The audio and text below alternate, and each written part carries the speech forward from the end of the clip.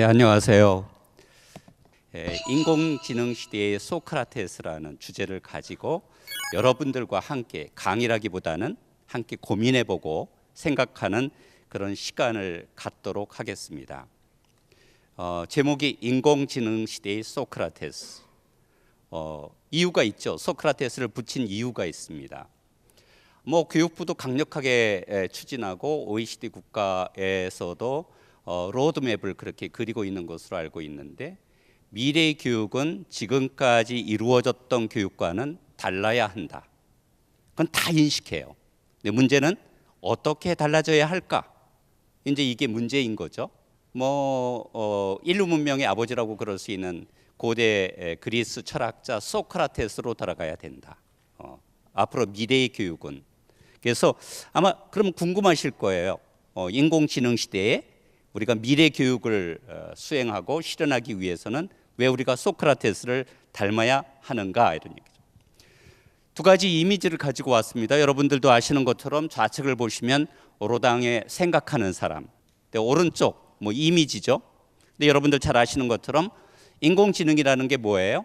인간만이 생각하는 것이 아니라 기계가, 인간이 만들어낸 인간의 발명품인 기계가 인간처럼 또 어떤 부분의 경우에는 인간보다 훨씬 더 잘 생각할 수 있는 것이 우리에게 아주 생생하게 다가오는 시대가 21세기다, 이렇게 보시면 될 것 같아요.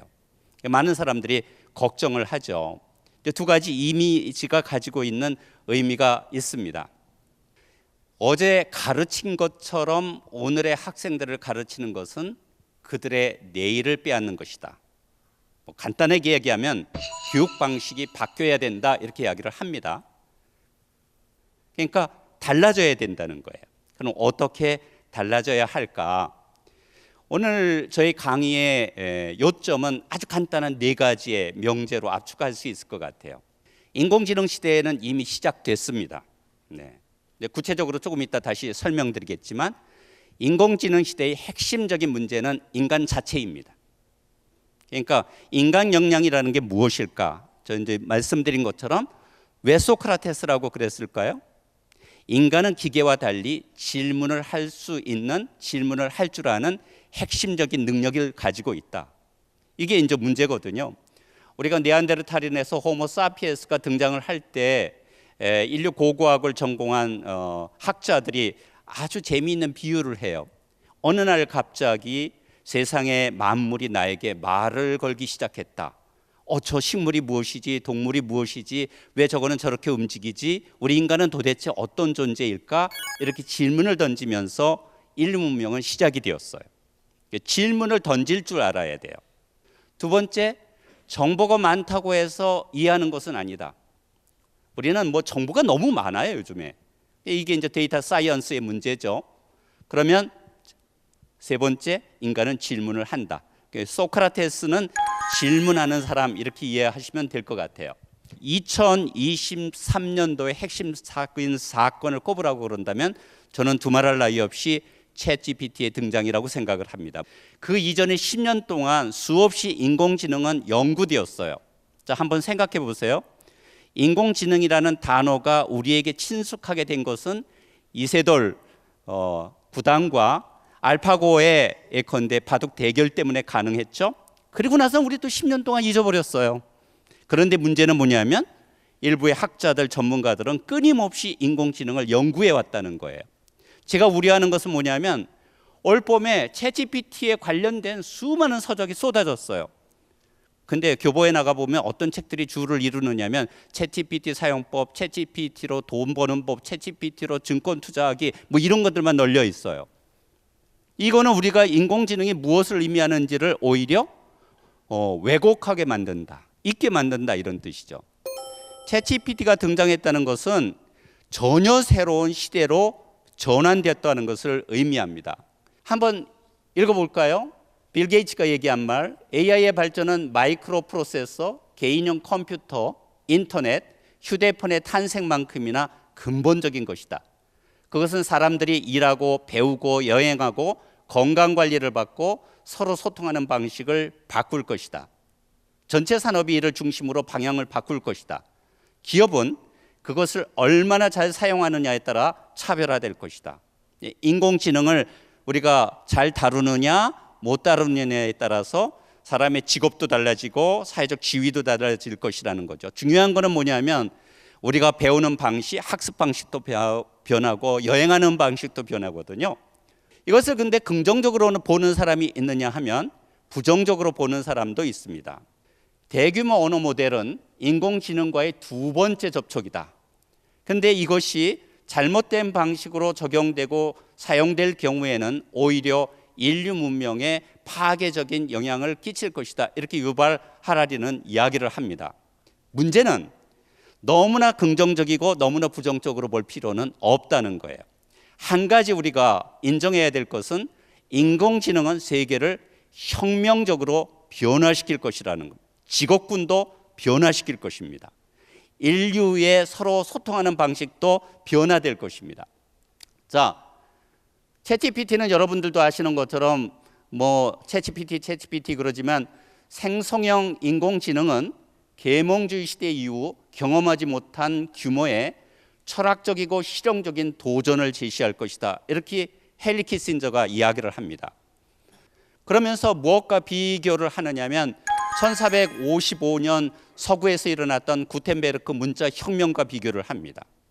이제 2022년에 챗GPT가 출시됨으로 인해서 실현되기 시작한 디지털 혁명은 정보를 폭발적으로 확산시킬 뿐만 아니라 중요한 것은 뭐냐면 인간 지성과 인간 이성, 사고하는 방식에 영향을 주기 때문에 이것이 intellectual revolution, 지성혁명을 갖다가 가져올 것이다. 이렇게 이야기를 합니다.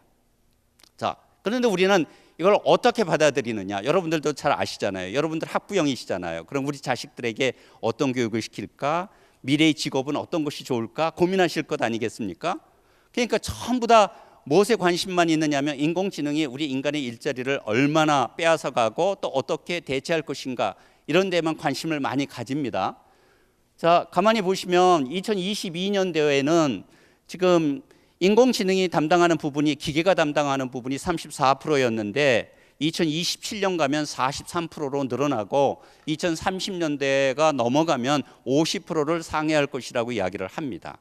재미있는 것은 뭐냐면 얼마 전까지만 하더라도 자동화는 단순 반복적으로 수행되는 직업에게만 적용되고 국한될 것이라고 생각을 했는데 이제 정신노동자들에게도 영향을 미치기 시작했거든요.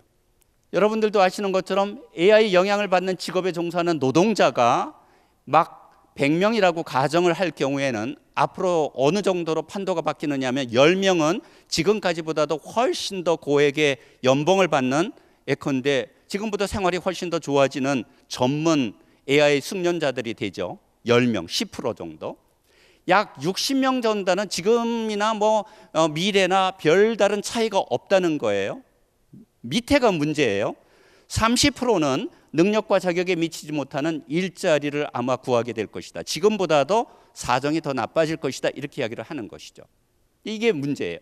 그래서 앞으로 미래 사회는 AI 숙련자와 예컨대 AI 미숙련자로 구별이 될 것이다. 그러면 우리가 어디에 초점을 맞춰야 될까? 인간만이 할 수 있는 역량이 무엇인가? 여기에 초점을 맞춰야 되는 거예요. 자, 두 번째 명제입니다. 정보가 많다고 세계를 이해하는 것은 아니다. 우리가 오늘날 인공지능 시대라고 그럴 때 인공지능 시대를 밑받침하고 있는 강력한 두 개의 요소가 있습니다. 기둥이. 하나는 데이터 러브. 전부 데이터를 중요시합니다. 데이터. 다른 한쪽은 알고리즘입니다.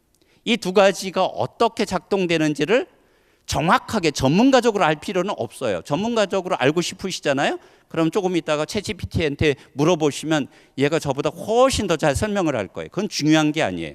이 두 가지의 근본적인 성향이 무엇인가 이런 일. 자, 데이터는 오늘날 예전에 광물자원처럼 식량자원처럼 디지털 사회에서 21세기에서는 어느 것과도 대체될 수 없는 중요한 자원이다 이렇게 이야기합니다. 그뿐만 아니라 컴퓨터가 인공지능이 기계학습을 하는데 기반이 되는 것이 데이터입니다. 자, 데이터를 너무 중시하다 보면 우리는 지금 인공지능이 하는 데이터는 뭐냐면 어떤 것은 중요한 데이터, 어떤 것은 중요하지 않은 데이터, 어떤 문제와 연관되어 있는 데이터, 어떤 것은 연관되지 않은 데이터, 이런 식으로 분리를 하거든요. 컴퓨터로 작업하고 인터넷으로 소통하는 현대인들은 어떤 사람보다는 데이터에 훨씬 더 관심을 많이 가질 수도 있어요. 근데 우리가 데이터와 지식만 강조하다 보면 우리는 학교를 안 가고 어디 갑니까? 전부 다 학원 갑니다. 그렇지 않습니까? 예. 그러니까 미리 어떻게 해? 자퇴를 하고 학원에 가가지고 예컨대 수능 보고 대학 진학하고 그런 데는 것이죠. 이러다 보면 구체적인 개인의 특성은 사라져버리고 계량화되어 있는 특성만 남아 있는 거예요. 저 사람은 이런 능력, 수학에서 무슨 능력, 이렇게 되는 거예요. 사람은 없어져 버려요. 이거를 우리가 철학적으로 뭐라고 그러느냐? 계량화된 자아다, 이렇게 이야기를 합니다. 인공지능이 마음에 드는 상품을 추천해 준다면 우리의 자유는 도대체 어디에 있는가? 제가 1년에 아마존에서 책을 약 한 100여 권 사는데 맨날 뭐냐면 Personal recommendation for you, 이렇게 미스터 리 뭐 이렇게 나와요. 그래가지고 추천되잖아요. 그러다 보면 이게 참 재미있는 게 인간은 어떤 특정한 취향과 성향에 따라서 독서를 하다가도 어느 날 갑자기 다른 책을 읽고 싶은 그런 욕구가 있는 거잖아요. 이 욕구가 점점 더 사라져 버려요. 예. 왜냐하면 인공지능이 나를 이미 규정을 해버린 거예요. 현실을 이해하기 위해 다른 관점을 필요로 한다면 데이터를 해결하고 계량하는 인공지능은 현실을 왜곡하지 않는가. 너무 인공지능을 믿게 되면 현실은 오히려 왜곡된 형태로 우리에게 전달될 가능성이 크다, 이런 얘기입니다. 자, 인공지능을 게임에 접목하면 어떤 현상이 나타나느냐면 게임에 두 가지 종류가 있다고 가정을 합시다. 어떻게 하면 적으로 설정되어 있는 진영을 빠른 시간 내에 파괴할 것인가, 빨리 많이 파괴를 하면 이긴다, 이런 게임이 있고, 어떤 경우에는 협동 게임이 이루어져 가지고 예를 들자면 서로 협력을 잘하고 그러면 우리가 게임에서 설정된 목표를 빠른 시간 내에 도달할 수 있다, 이렇게 하면 인공지능은 그 분야만 강화가 됩니다. 공격적인 게임에서는 공격적인 성향이 강화되고 협동적인 게임에서는 협력과 협동이 강화가 됩니다. 그러니까 편향의 효과가 상당히 크다, 이런 얘기죠. 자, 근데 자칫 잘못하면 인간이 스스로 판단할 수 있는 능력을 가지고 있지 않고 인공지능에게만 맡기게 된다면 어떤 현상이 벌어질까요? 우리는 왜곡된 현실을 이해하게 될 것이다, 이런 얘기죠. 그러다 보니까 21세기에 책임이 있고 영향력이 있는 행위자는 누구인가? 여러분들 모두가 아마 인정하고 강조하는 것처럼 누가 돼야 될까요? 우리 인간이 돼야 되겠죠. 인공지능보다는. 자, 알고리즘은 여러분들도 아시는 것처럼 규칙 체계를 의미해요. 데이터를 가지고 오면 데이터를 갖다가 분류하고 조직하고 패턴화할 수 있는 규칙 체계를 우리가 알고리즘이라고 그럽니다. 이진법으로 되어 있는. 여러분들도 아시는 것처럼 데이터를 처리하고 분석하고 계산 문제를 해결하고 이미지 및 그래픽을 생성하고 처리하는 이런 모든 것들을 우리가 알고리즘이라고 그러는데요. 알고리즘에는 두 가지 종류가 있습니다. 하나는 규칙 기반 알고리즘이 있습니다. 이거는 우리가 별로 문제 삼을 이유가 없어요. 왜냐하면 특정한 사정에 따라서 필요한 규칙은 누가 스스로 입력을 하느냐면 인간 개발자가 만들어서 입력하는 것을 규칙 기반 알고리즘이라고 그래요. 그럼 통제권은 누가 있어요? 인간이 있는 거예요. 근데 문제는 여기에서 등장을 합니다. 두 번째, 소위 머신 러닝, 기계학습 알고리즘이라는 건데요. 이게 머신 러닝이 이제 요즘에는 더 발달해서 딥 러닝이라는 개념으로 더 강화가 되고 있는데, 이 경우에는 수많은 데이터를 처리하는 과정에서 정보 처리에 필요한 규칙을 인간이 만드는 것이 아니라 누가 만들어요? 기계가 스스로 만드는 것을 우리가 인공지능이다, 이렇게 이야기를 합니다. 그래서 뭐 좋은 사례들이 얼마나 많은지 몰라요. 뭐 특정한 예컨대 박테리아를 갖다가 퇴치시킬 수 있는 약을 만들 경우에 몇 가지 전제 조건을 다 집어넣고, 예를 들자면 마지막에 만들어진 약이 인간에게 해를 끼쳐서는 안 된다는 조건까지 다 집어넣어 가지고 돌렸어요. 돌려가지고는 나중에 정말 탁월한 약품이 하나가 만들어졌어요. 근데 문제는 뭐냐면 얘가, 이 기계가 어떤 과정을 통해서 이렇게 만들었는지를 우리가 이해를 못하는 거예요. 우리 인간이 이해를 못하는 거예요. 이런 사례는 오늘 제가 시간이 많다면 수백 가지를 들 수가 있습니다. 그러니까 문제는 뭐냐면 문제가 되는 게 기계 학습 알고리즘이라는 거예요. 자, 중요한 것은 데이터가 있습니다. 우리 인간이 살아가면서 습득하고 축적하고 우리가 사용을 하고는 수많은 데이터가 정보가 되려고 그러면 반드시 중간에는 알고리즘을 거친다 이런 얘기죠. 알고리즘을 거친다. 자, 헨리 키신저가 AI 이후의 시대에서 이런 이야기를 합니다. 아주 인상적입니다.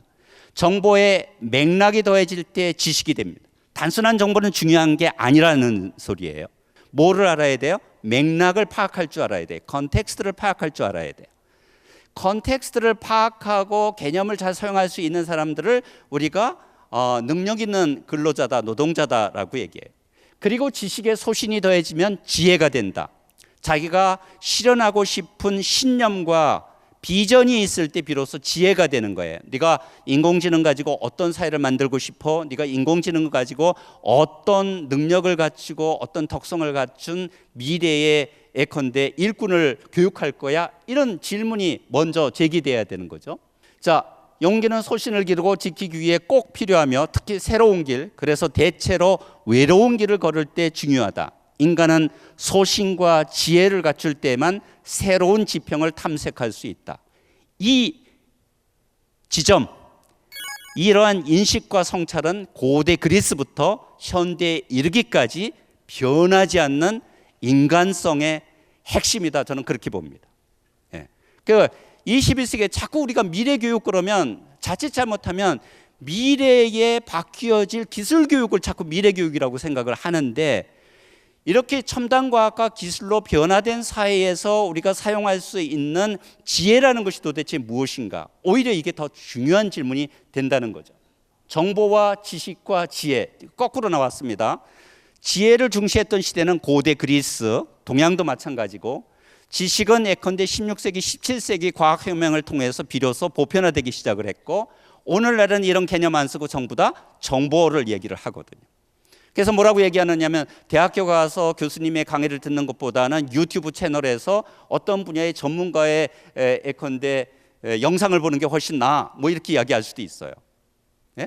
그러니까 근데 지금 뭐라고 얘기하느냐? 헨리 키신저가 우리는 거꾸로 가야 된다. 정보에서 지식으로, 지식에서 지혜로 다시 돌아가야 된다 이러니, 정보가 많다고 그래서 세계를 이해하는 것이 아니라고 그런다면, 세계를 이해하고 정확하게 판단하기 위해서는 개념적 지식을 가지고 있어야 된다는 거예요.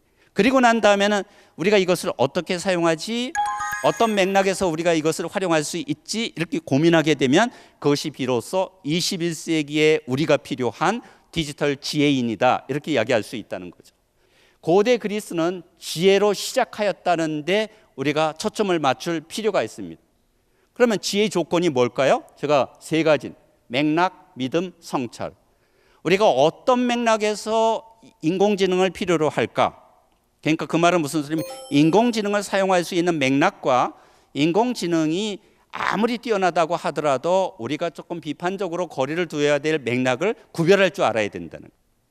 세 번째, 그러면 자, 지혜를 얻기 위해서 21세기에 정말로 인공지능이 인류 문명을 위해서 필요로 하는 그런 요소로 만들기 위해서는 무엇이 필요할까? 질문을 할 줄 아는 역량과 능력이 무엇보다도 필요하다. 저는 그렇게 생각을 합니다. 소크라테스를 떠올리는 핵심적인 이유입니다. 소크라테스는 소위 문답법을 통해서 우리 인간은 진리에 도달할 수 있다, 이렇게 이야기를 합니다. 문답법은 간단하죠. 질문하고 대답하는 과정을 통해서, 다시 말씀드리면 토론하는 과정을 통해서만이 우리는 객관적으로 타당성이 있는 진리에 도달할 수 있다, 이렇게 이야기를 합니다. 그럼 소크라테스의 문답법의 핵심적인 전제 조건이 뭘까요? 이 사람의 전제 조건, 질문을 던지려면 무엇을 해야 될까요? 너도 모르고 나도 모른다는 것을 인정해. 이거를 뭐라고 그러느냐면 무지의 평등주의다, 이렇게 이야기를 합니다. 그리고 난 다음에 뭐예요? 질문을 하는 거예요. 질문의 우선성이, 정답이 중요한 게 아니다. 질문할 줄 아는 역량이 필요하다. 그래서 그러면 자기 자신이 모른다는 것을 인정할 때에 비로소 인류는 한 단계, 한 걸음 더 나아갈 수 있다는 것이 소크라테스의 핵심입니다. 자, 그러다 보면 미래 교육은 어떤 교육이 되어야 될까? 미래 교육은 인간 역량 교육이다. 인공지능 시대의 긴박한 문제는 인간입니다. 인간만이 할 수 있는 능력이 무엇이지? 진정으로 인간다운 것이 무엇이지? 이런 느낌을 우리가 받습니다. 자, human nature 이렇게 영어로 표현합니다. 인간 본연의 역량을 의미합니다. 우리가 인공지능 시대에 모든 것을 내맡기게 되면 이런 상황에 빠지게 됩니다. 인간이 자연을 기계로 보면 인간도 결국 기계가 됩니다. 사고 패턴을 우리는 기계적으로 하게만 됩니다. 그 개인이 가지고 있는 고유한 특성들, 우연적 요소들을 갖다가 전 배제하고 계량화시켜서 본다는 거예요. 여러분들이 아시는 것처럼 튜링이 Computing Machinery and Intelligence라는 논문을 1950년에 발표를 했는데 여기서 던진 질문이 유명한 튜링 테스트입니다. Can machines think? 기계도 사고하는가? 사고할 수 있는가? 그럼 여기에서 뭐라고 나와 있어요? 어떤 작업이 인간에 의해 이루어진 것인지 아니면 컴퓨터 기계에 의해 이루어지신 건지 구별을 할 수 없다면 그것은 이미 튜링 테스트를 통과한 것이다, 이런 얘기죠. 챗GPT의 이런 능력이 우리 인간이 어떤 능력을 가지고 있는지, 인간이 어떤 사회를 추구하는지에 대한 심각한 도전을 제기합니다. 인간은 어떤 존재인가? 인공지능이 변화시킬 우리의 사회의 모습은 어떤 것일지를 여러분들이 가늠할 줄 알아야 됩니다.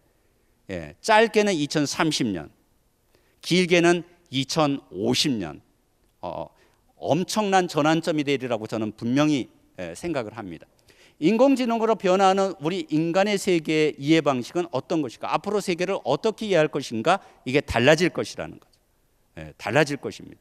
우리가 좀 선진국으로 한 단계 더 발돋움하려고 그런다면 단순하게 인공지능 기술을 갖다가 발전시키는 것이 아니라 인공지능 기술을 가지고 어떤 사회를 구현할 것인가를 우리가 스스로 디자인할 수 있는 이런 역량을 갖춰야 된다, 이런 얘기겠죠. 그러다 보면 궁극적으로 이런 질문이 등장을 해요. 인간과 기계의 차이는 도대체 무엇이지? 이런. 철학은 무엇으로 시작을 했느냐면 인간과 동물의 차이는 무엇이지? 이렇게 시작을 했거든요. 그랬더니 거기에 대한 대답은 뭐였어요? 인간은 이성을 가진 동물이다. 인간은 생각할 줄 아는 동물이다. 그런데 그게 뒤바뀌기 시작한 거예요. 그러다 보니까 요즘은 인간과 기계의 차이는 도대체 무엇이지? 이런 질문을 던질 수밖에 없는 것입니다. 자, 유발 하라리가 이런 이야기를 합니다. 우리가 진지하게 받아들여야 할 것은 역사의 다음 단계에는 기술적 유기적 영역뿐 아니라 인간의 의식과 정체성에도 근본적인 변화가 일어나리라는 생각이다. 또한 이러한 변형은 너무나 근본적이어서 사람들은 인간적이라는 용어 자체에 의문을 품게 될 것이라는 생각이다. 무엇이 인간적인 것인가? 어떤 것이 인간다움인가에 관련된 상상력과 사고가 그 어느 때보다 필요한 시대가 바로 인공지능 시대다, 이렇게 볼 수 있을 것입니다. 자, 헨리 키신저의 말을 하나 더 들어보겠습니다. AI는 예측하고 결정하고 결론을 도출할 수 있지만 뭐가 없어요? 자의식은 없다. 그러니까 우리가 두려워하는 예컨대 인공 일반 지능이 발전을 해서 자의식을 갖게 된다고 그런다면 그때는 아마 인간과 기계의 거대한 투쟁과 전쟁이 일어날 수도 있겠죠. 제가 죽고 난 다음의 일이겠지만. 자, 그럼 무엇이 인간 본연의 역량인가? 인공지능은 인간과 다르게 현실에 접근한다. 이건 우리가 알 수 있어요. 인공지능은 인간의 생각을 덜 맥락적이고 덜 개념적으로 만든다. 자, 아까 여러분들도 여기서 주목해야 돼. 인간이 할 수 있는 건 뭐예요? 개념을 만들어내는 게 인간이에요. 인공지능은 인류의 집단 기억의 한계를 보상해온 개념과 이야기를 개발해야 할 필요성을 약화시킨다. 이야기를 잘 안 해요. 이걸 뭐라고 그럽니까? 스토리텔링이죠. 인공지능은 무엇을 모르는지 모른다. 그런데 어떻게 됐는가? 인공지능 시대에는 따라서 우리가 소크라테스가 되어야 된다. 그 말은 무엇일까요? 오늘날 인공지능은 모든 것을 다 안다고 생각해요. 착각해요. 그렇게 누가 착각해? 사실 인간이 착각하는 것이죠. 왜냐하면 챗GPT에게 질문을 던지면 얘는 모르는 게 없어. 어떤 질문도 다 대답을 해요. 그러면 우리는 어떤 착각을 할 수 있느냐면 얘가 얘기하는 게, 얘가 대답해 주는 게 정답이라고 착각할 경향이 커요. 그런데 오답도 엄청나게 많아요. 그거 구분할 수 있어요? 자, 그런데 우리는 뭘 이야기하는? 소크라테스는 뭐예요? 나는 아무것도 모른다. 내가 유일하게 알고 있는 사실은 내가 모르고 있다는 사실. 그래야 뭘 해요? 질문을 던지게 된다, 이런 얘기겠죠. 자, 소크라테스의 경우에 따라서 21세기 인공지능 시대에도 여전히 중요한 인간 역량 세 가지를 꼽으라고 그런다면 질문이고 기억이고 덕성이다. 자, 인공지능으로 약화되는 것이 인간 역량이다. 질문을 할 줄 모르고, 왜? 인공지능이 다 답해 주니까. 기억할 줄 모르고, 왜? 인공지능이 필요하면 다 알려주니까. 자, 그러다 보니까 우리 인간만이 가지고 있는 지혜는 점점 더 떨어질 것이다. 이걸 보완하기 위해서 인공지능 시대에도 필요한 핵심적인 역량은 비판적 사고, 크리티컬 싱킹. 이게 개념을 형성할 줄 아는 사고, 왜가 이런 맥락에서 이렇게 의미가 사용되는지를 알 줄 알아야 되는 거예요. 그 다음에 창의성. 창의성은 뭡니까? 똑같은 걸 가지고 있다고 하더라도 서로 다른 것이 나올 수 있다는 것을 알아야 되는 거죠. 그러니까 아무리 많은 데이터를 입력시킨다고 그러더라도 상상력이 튀어나오는 것은 아니다, 이런. 그래서 인간만이 가지고 있는 의사소통 능력. 여러분들 아시잖아요. 코로나를 겪으면서 학생들이 집에만 있다 보니까 예컨대 다른 사람과 대화를 하고 소통할 수 있는 능력이 현격하게 떨어졌다는 거예요. 우리나라의 젊은 세대들, MZ세대가 제일 싫어하는 게 뭔지 아십니까? 전화 거는 거. 전화를 걸면 두려워합니다. 가슴에 심박수가 막 뜁니다. 왜? 맨날 이것만 하다 보니까. 그러니까 전화를 할 줄 모르는 거예요. 전화는 왜냐하면 상대방의 목소리에 대해서 내가 대응을 해야 되고 맥락을 파악할 줄 알아야 되는 거죠. 그럼 이런 역량을 어디에서 키워야 되느냐? 집과 교실에서 키워야 된다, 이렇게 보실 수 있습니다. 한 가지는 확실하다. 인공지능 시대에 인간이 그보다 더 중요해진 적은 없었다.